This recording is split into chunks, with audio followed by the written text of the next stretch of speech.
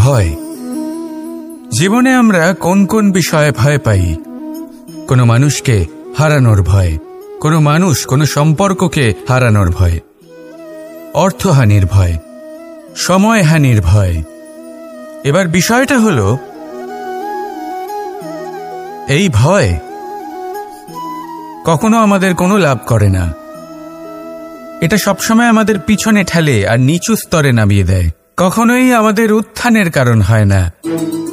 তাই জীবনে যদি কোনো ভয়ের কারণ থাকতেই হয়, তা শুধুই এটা যে মানুষের কথা ভাবতে ভাবতে সম্পর্কগুলিকে হারানোর ভয়, মানুষকে হারানোর ভয়, সবার মন রাখতে রাখতে আপনি যেন নিজেকে, নিজের ভাবনা চিন্তাকে না হারিয়ে ফেলেন। যদি এরকম হয়, যদি সকলের মন রাখতে রাখতে আপনি নিজেই নিজেকে হারিয়ে ফেলেন, নিজের ভাবনা, নিজের লক্ষ্য, নিজের মন্তব্যকে হারিয়ে ফেলেন, তাহলে সংসারে যতই যাই হয়ে যাক না কেন প্রসন্নতা লাভ করবেন না। তাই রক্ষা তাকেই করুন যে আপনাকে রক্ষা করে, আপনার মানসিকতা, আপনার ব্যক্তিত্ব, আপনার লক্ষ্যকে রক্ষা করে। আর যদি কোনো বিষয় ভীত হতে হয়, তবে আপনি যেন নিজের উদ্দেশ্যের থেকে দূরে না চলে যান। তাহলে আসুন আর আমার সাথে ভালোবেসে বলুন, রাধা রাধা। কোনো প্রাণী, মানুষ অত্যন্ত চঞ্চল হয়, একদম জলের মতো।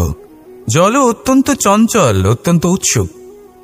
জল সবসময় উৎসুক হয়ে থাকে আকাশের কাছে যাবার জন্য। সেই জন্য সে নিজেকে জ্বালায়, বাষ্প হয়, আর আকাশে পৌঁছে মেঘে সমাহিত হয়ে যায়। তারপর সেই জল উৎসাহিত হয়ে থাকে যে ও কবে বৃষ্টির ধারা হয়ে মাটিতে ঝরে পড়বে। প্রখর বায়ুর বেগ সহ্য করে, তারপর মাটিতে ঝরে পড়ে। এটা জল কিভাবে করতে পারে? তার উত্তর হলো এটাই যে জল যাত্রার উদ্দেশ্য আর মাহাত্ম্য বুঝতে পারে। আর সত্যি বলতে এই যাত্রা কিন্তু অত্যন্ত গুরুত্বপূর্ণ। দুর্ভাগ্যজনক বিষয় হলো এটাই যে মানুষ তার নিজেরও একটা যাত্রা থাকে, কিন্তু সে তার মাহাত্ম্য, তার উদ্দেশ্য বুঝতেই পারে না। সে শুধু ব্যস্ত হয়ে থাকে লক্ষ্য প্রাপ্তির দিকে। কিন্তু জীবনের যে আসল সুখ রয়েছে তা এই যাত্রার মধ্যেই লুকিয়ে রয়েছে। সেই জন্য এই যাত্রা যাপন করতে শিখে নিন, এর আনন্দ উপভোগ করতে শিখে নিন। কারণ যে ব্যক্তি এই যাত্রায় আনন্দ নিতে শিখে যান, আনন্দ উপভোগ করতে শিখে যান, সে নিজের লক্ষ্যে নিশ্চিত রূপে পৌঁছে যান। তাই নিজের এই যাত্রার প্রত্যেক মুহূর্ত উপভোগ করতে থাকুন আর এই আনন্দ সহকারে বলুন, রাধা রাধা।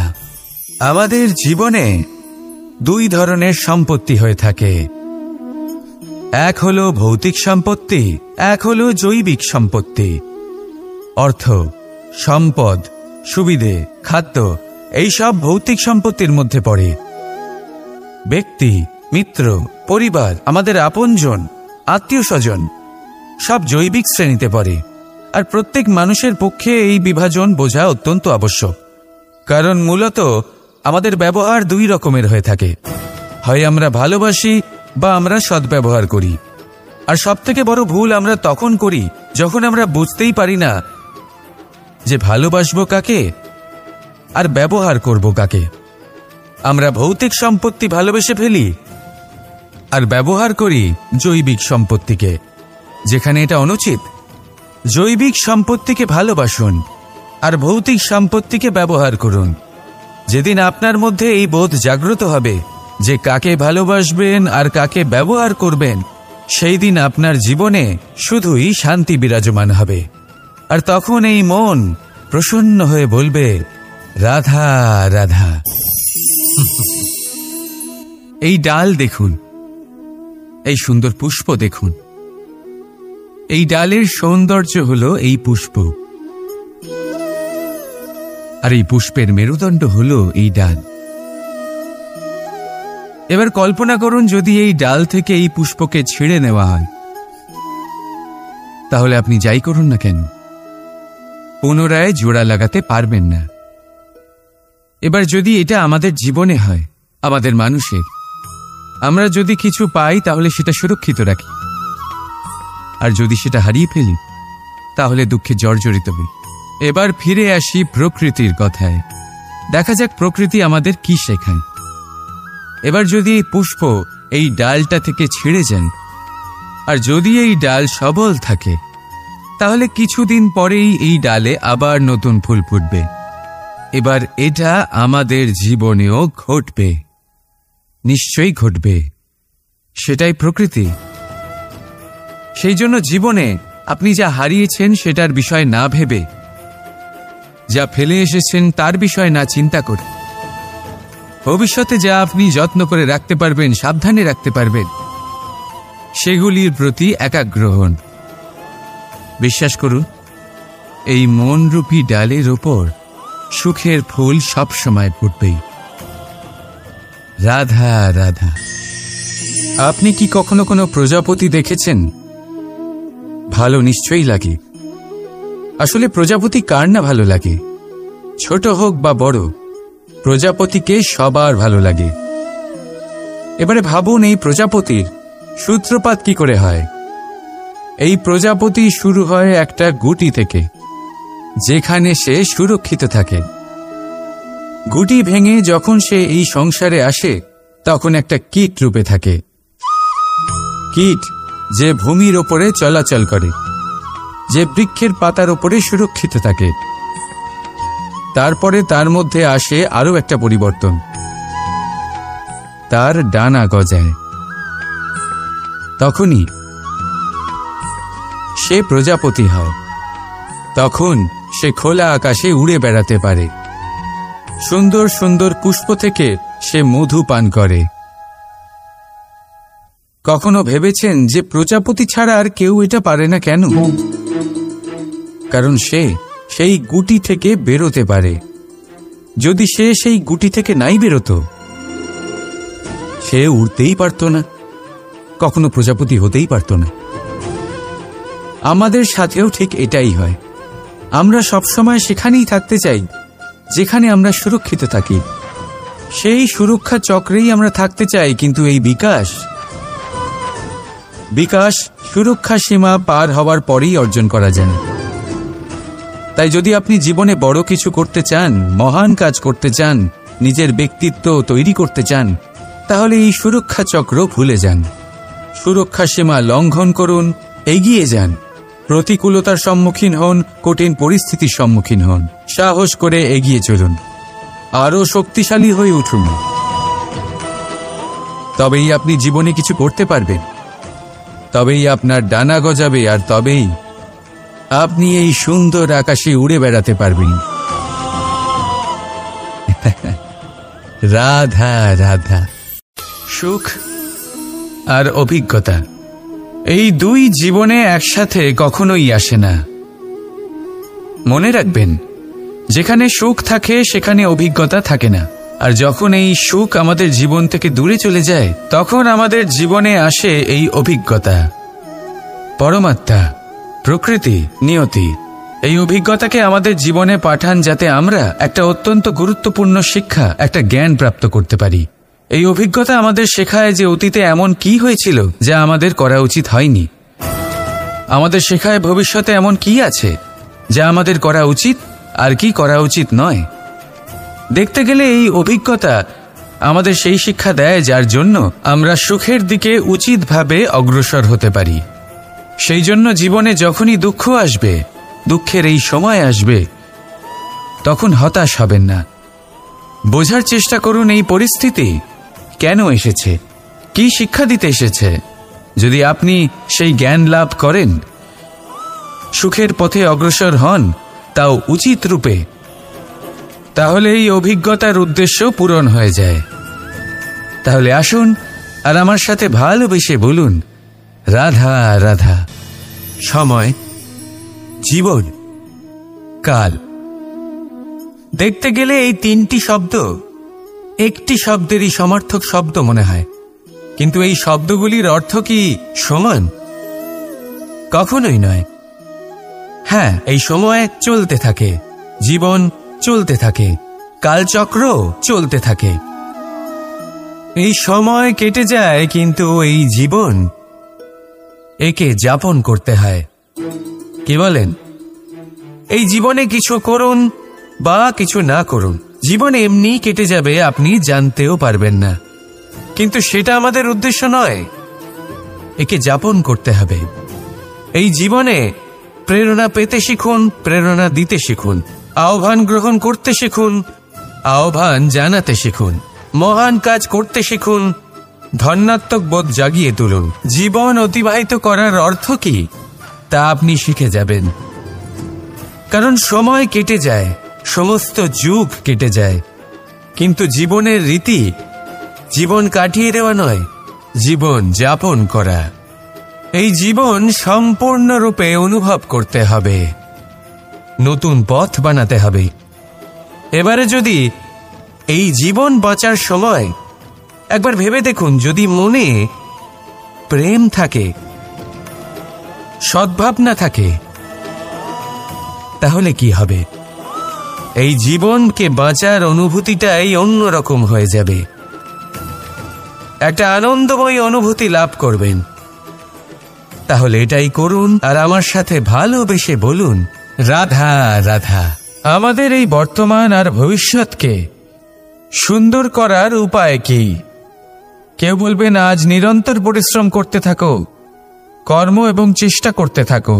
তার থেকেও বেশি গুরুত্বপূর্ণ কিছু আছে, বিগত অতীতের সাথে শান্তি স্থাপনা করা। কারণ অনেক সময় আপনার এই অতীত আপনাকে সামনে অগ্রসর হতেই দেয় না। আর অতীতের এই বিতৃষ্ণা যদি আপনি ভুলতে না পারেন, তাহলে বর্তমানের এই মিষ্টি সুখ আপনি কিভাবে উপভোগ করবেন, ভবিষ্যৎকে কিভাবে সুন্দর বানাবেন? তাই এই অতীতকে ভুলে যান, এর থেকে যা শিক্ষা প্রাপ্ত করার করে নিন, আর বর্তমান এবং ভবিষ্যৎকে আরো সুন্দর করে তুলুন। আর আমার সাথে ভালোবেসে বলুন, রাধা রাধা। সারল্য। মানুষ সবসময় এমন কিছু খোঁজে যা সরল, এমন পথ খোঁজে যা সরল, সেই সকল বস্তুর পেছনে ছোটে যা সহজেই পাওয়া যায়। আপনি আমাকে বলুন, যদি সবই সহজে পাওয়া যেত, তাহলে আনন্দ কিসে থাকত? আপনি আমাকে বলুন, সরল কোনটা? দুঃখ ভোগ করার পর চোখের জল ফেলা, নাকি হাসি মুখে অন্য কাউকে সাহস জোগানো? সরল কোনটা? পড়ে যাওয়ার পরে কাউকে সাহায্যের জন্য অনুরোধ করা, নাকি স্বয়ং নিজের পায়ে উঠে দাঁড়িয়ে শক্তি অর্জন করা? সরল কোনটা? ঝড় বৃষ্টি আসার পরে নিজের ভেঙে যাওয়া বাড়ি দেখে চোখের জল ফেলা, নাকি মাটিতে জল দিয়ে আবার নিজের বাড়ি মেরামত করে পুনর্নির্মাণ করা? কোনটা সরল? আপনি দেখবেন সেটাই সরল যেটা শেষে আপনাকে যন্ত্রণা দেবে। সরল পথ নির্বাচন করবেন না, উচিত এবং শ্রেষ্ঠ লক্ষ্য নির্বাচন করুন। পথ যেমনই হোক না কেন, তা আপনাকে মেনে নিতেই হবে। যদি পথ কঠিন হয় তাও ভালো, কারণ যে ব্যক্তি কঠিন পথে চলা শুরু করেন, শেষ পর্যন্ত সাফল্যের ফুল তার চরণেই এসে পড়ে। তাহলে সামনে এগোতে থাকুন, আর আমার সাথে ভালোবেসে বলুন, রাধা রাধা। এই সংসারে এমন কোনো পর্বত নেই যা এতটাই উঁচু যে মানুষ তার শিখরে পৌঁছতে পারবে না, তাকে অতিক্রম করতে পারবে না। এই সংসারে এমন কোনো সাগর নেই যা কিনা এতটাই গভীর যেখানে মানুষ তার তলদেশে পৌঁছে ফিরে আসতে পারবে না। একটা ছোট্ট বরফের টুকরো পর্বতের শিখরে গলে গিয়ে বইতে থাকে, আর দেখতে দেখতেই তা মহানদী গঙ্গায় পরিবর্তিত হয়। এর কারণ কি? এর কারণ হলো প্রচেষ্টা, প্রারব্ধ নয়। এই প্রচেষ্টাই সুনিশ্চিত করে যে আপনার প্রারব্ধ কি হবে। এই সমস্ত কিছু হলো প্রচেষ্টা আর প্রারব্ধের খেলা। আপনার প্রচেষ্টা যেরকম হবে, আপনার প্রারব্ধ সেরকমই হবে। আর আপনার প্রচেষ্টা যদি উচ্চ মানের হয়, তাহলে প্রারব্ধকে আপনার সামনে নত হতেই হবে। কি বলেন? তাহলে আসুন আমার সাথে ভালোবেসে বলুন, রাধা রাধা।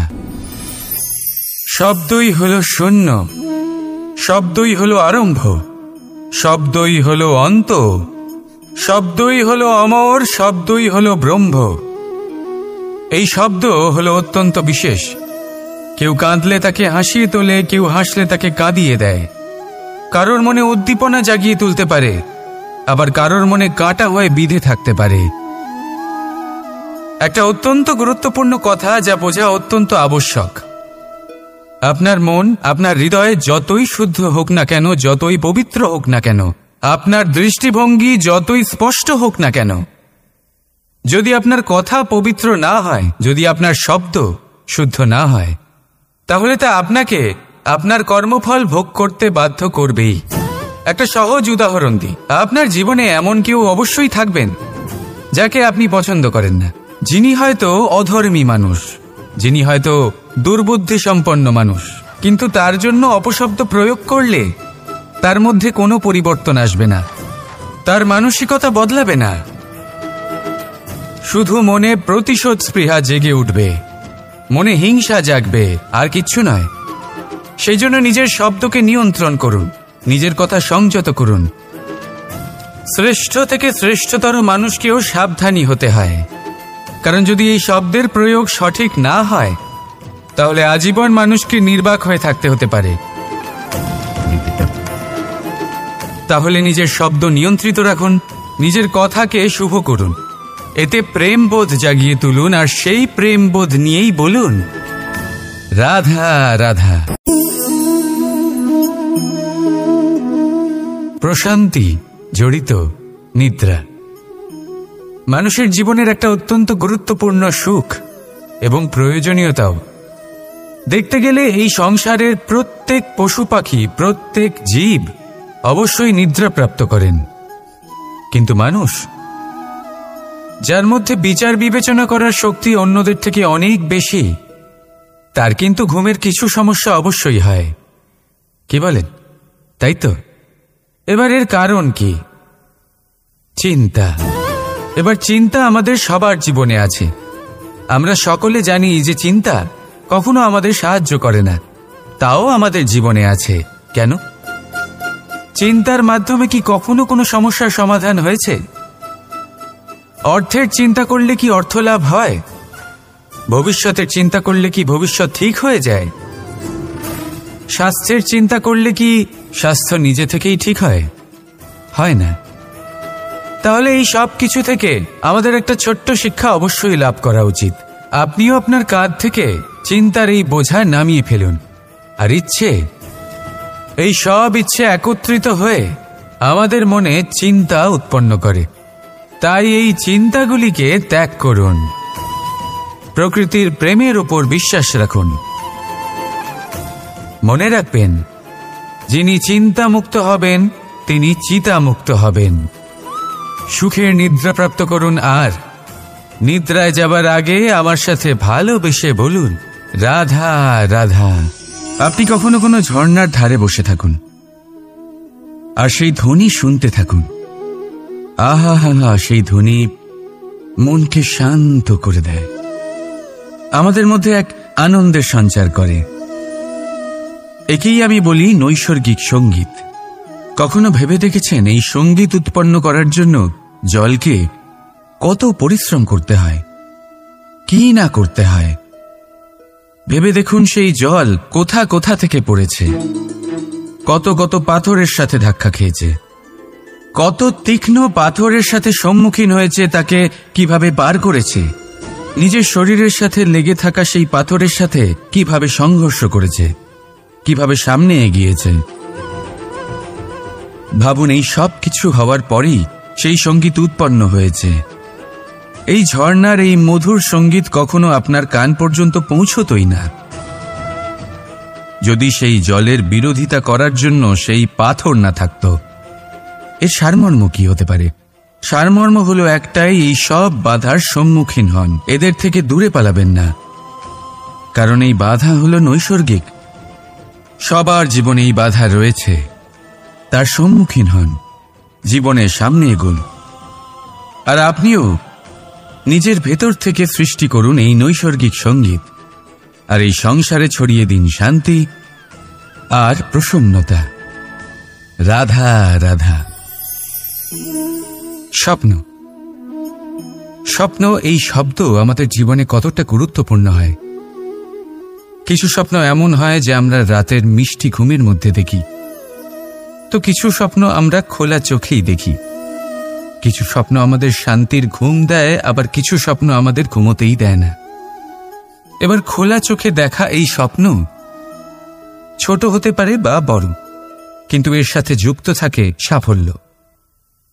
এবার আপনাকে একটা কথা বোঝাই, এই হলো আমার স্বপ্ন, এই হলো সাফল্য।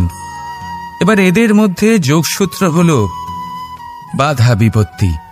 তাহলে যত বড় স্বপ্ন হবে ততই বড় বাধা, যত বড় বাধা বিপত্তি ততই বড় সাফল্য। মনে রাখবেন, আকাশে সবথেকে উঁচুতে ওড়ার জন্য বাজ পাখিকে মেঘের ওপর দিয়ে উড়তে হয়। তাই এই বাধা বিপত্তির থেকে দূরে পালাবেন না। অবশ্যই এ হলো সেই বাধা বিপত্তি যার থেকে সংসার দূরে পালাতে চায়। এই সেই অসুবিধা যা আমাদের জীবনে যাতে না আসে সেজন্য লোকে প্রার্থনা করে। কিন্তু এই সেই বাধা যার সম্মুখীন হয়ে আপনার সাফল্য প্রাপ্তি হবে, আপনি আপনার লক্ষ্যে পৌঁছতে পারবেন। তাহলে আসুন আমার সাথে ভালোবেসে বলুন রাধা রাধা। এটা সেই নৌকার প্রতিরূপ যা আমাদের নদী পার করায়। এবার বিষয়টা একটু ভেবে দেখুন, সেই বিশাল নৌকা যা আমাদের নদী পার করায়, সেটার নির্মাণ নদীতে নয়, ডাঙায় হয়। আর যদি আমরা এটাকে নদী অবধি পৌঁছতে চাই, তাহলে আমাদের দরকার পড়ে কোনো গরুর গাড়ির অথবা ঘোড়ার গাড়ির। তার সাহায্যে একে বহন করা হয়। এবার পথে যদি কোনো জলধারা আসে, কোনো নদী আসে, আর সেটাকে পার করতে হয়, তাহলে তখন সেই নৌকার ওপরে গাড়ি রাখা হয়, তারপর তাকে পার করা হয়। অর্থাৎ এই যাত্রা দুজনের সংযোগ ছাড়া সম্পূর্ণ হতেই পারবে না। সেই জন্যই এই প্রবাদ আছে, কখনো নৌকা তো কখনো গাড়ি। আমাদের সম্পর্কের মধ্যে অতি আবশ্যক, আমাদের সম্পর্কের মধ্যে অত্যন্ত গুরুত্বপূর্ণ হল সংযোগ। সবসময় একসাথে চলা, সংযোগ স্থাপন করা, সবসময় সুখী থাকবেন। রাধা রাধা।